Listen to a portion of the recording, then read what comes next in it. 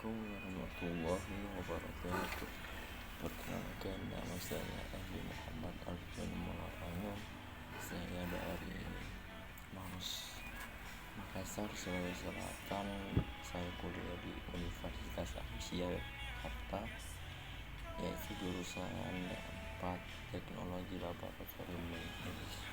Di sini saya menjelaskan tentang proses respirasi atau proses pernapasan manusia. Di sini saya mau menjelaskan tentang proses pernapasan manusia itu yang organ, cara kerja, dan cara memelihara. Ada banyak macam aroma yang bisa dihirup oleh manusia, mulai dari bau yang tidak sedap sampai bau makanan yang paling wangi pun manusia bisa membedakannya. Hal ini karena adanya hidung manusia. Hidung manusia itu artinya pengertiannya itu salah satu organ yang berperan dalam sistem pernapasan manusia. Dalam sistem pernapasan manusia, pernapasan juga ada pengertiannya, yaitu salah satu hal yang vital bagi manusia. Manusia juga bisa bernapas dengan baik karena kerja organ-organ pernapasan manusia yang sangat baik. Bagaimana sistem kerja manusia? Bagaimana cara memelihara organ manusia? Itu pertanyaannya. Untuk memahami hal tersebut, untuk memahami penjelasan tersebut, begini saja. Pernapasan bisa juga disebut dengan respirasi, yang dapat didefinisikan sebagai sebuah proses pengambilan oksigen dan pelepasan karbohidrat dan penggunaan energi yang ada di dalam tubuh. Ketika manusia bernapas, berarti sedang terjadi proses masuknya oksigen ke dalam tubuh dan pelepasan karbon dioksida keluar tubuh. Pertukaran antara oksigen dan karbon dioksida itu bertambah berkali-kali lipat. Dalam jumlah oksigen yang kita ambil itu tergantung dari jenis aktivitas yang dilakukan, ukuran tubuh, dan jenis makanan yang kita konsumsi sendiri. Dan manusia bisa melakukan 2 cara pernapasan, yaitu menggunakan pernapasan dada dan pernapasan perut, yang terdiri dari hidung, paring, trakea, bronkus, bronkiolus, dan paru-paru, dari atas sampai ke bawah. Pada paru-paru yang normal, volume bisa mencapai 4.500 cc. Kapasitas ini biasa dikenal dengan kapasitas total. Ketika proses pernapasan berlangsung, kapasitas vital udara yang digunakan hanya sampai 3.500 cc. Kapasitas vital adalah jumlah udara maksimal yang bisa dikeluarkan manusia setelah paru-parunya terisi. Lalu kemana sisa yang 1000 cc? Yang tersisa adalah sisa udara yang tidak bisa digunakan. Sisa udara tersebut akan mengisi bagian paru-paru sebagai residu. Pernapasan adalah sebuah proses yang terjadi secara otomatis di dalam tubuh kita. Bahkan ketika kita tertidur sekalipun, pernapasan dibedakan menjadi dua, yaitu pernapasan di luar dan pernapasan di dalam.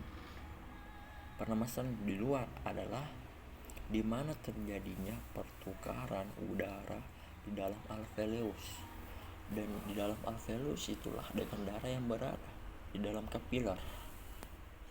Sedangkan pernapasan dalam, kalau pernapasan luar itu kan pertukaran udara di dalam alveolus dengan darah yang berada di dalam kapiler. Dan sedangkan pernapasan dalam adalah di mana terjadinya pernapasan antara darah yang ada di dalam kapiler dengan semua sel-sel yang ada di dalam tubuh. Jadi kalau perbedaannya di luar itu kan pertukaran udara dengan alveolus dengan darah yang berada di dalam kapiler. Sedangkan yang di dalam itu semua sel yang ada di dalam tubuh. Begitu. Jumlah udara yang masuk keluar dari tubuh itu setiap bernapas disebut dengan frekuensi pernapasan, yang artinya pada manusia dipengaruhi oleh beberapa faktor, yaitu usia, jenis kelamin, suhu tubuh, posisi tubuh, dan aktivitas yang dilakukan. Begini juga, semakin bertambahnya usia, frekuensi pernapasan akan semakin rendah.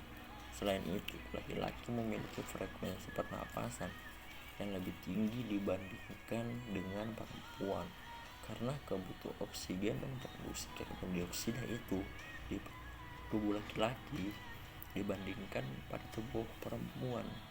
Itu perbandingannya.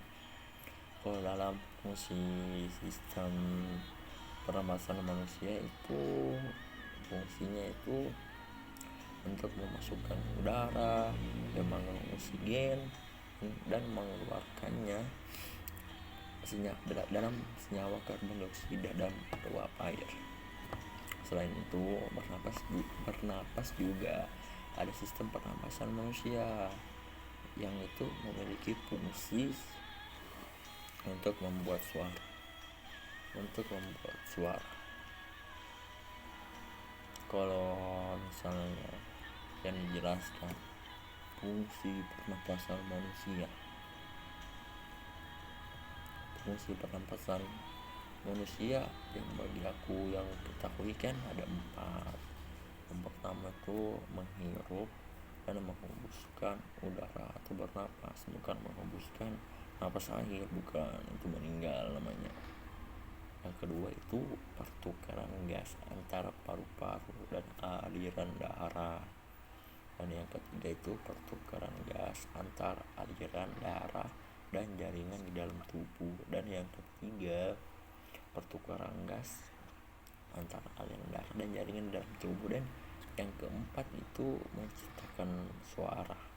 Itu yang aku tahu. Kalau fungsi-fungsinya bisa juga kayaknya mencium bau, itu yang kelima bisa dalam organ pada bagian sistem pernapasan manusia. Yang pertama itu ada hidung, dari rongga hidung, rongga mulut, sparing bagian belakang itu, laring bawahnya, bawah tenggorokan, trakea juga di dalam kalau kita ngomong itu kan. Terus di bagian sebelah kiri paru-paru, epilogus di bagian saringan di bawah. Ini kan rongga mulut sama rongga hidung. Dalam paru-paru karena terdapat bagian bronkus, bagian bronkiolus yang di tengah, di bawahnya itu ada diafragma. Diafragma itu yang garisnya yang paling bawah. Dan ada rongga perut yang paling bawah sekali. Samping kanan juga kan ada juga alveolus yang seperti telur bundar-bundar. Dan ada bronkiolus, aliran darah merah, dan aliran darah biru. Itu ada bronkus.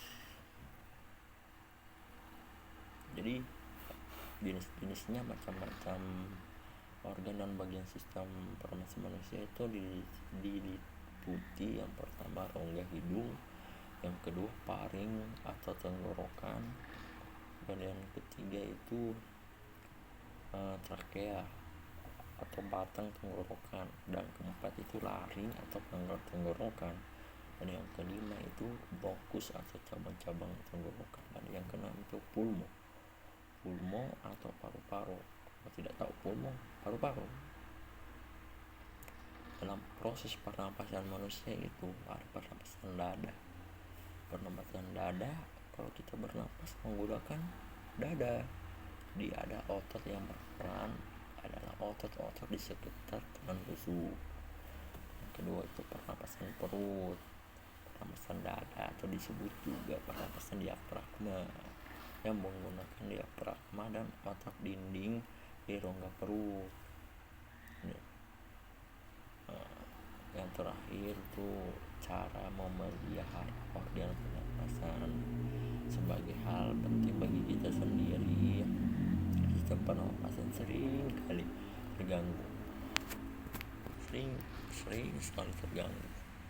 Entah yang pernapasan begitu, inilah yang saya beritahu tentang cara memelihara organ pernapasan itu. Yang pertama, hindarilah merokok.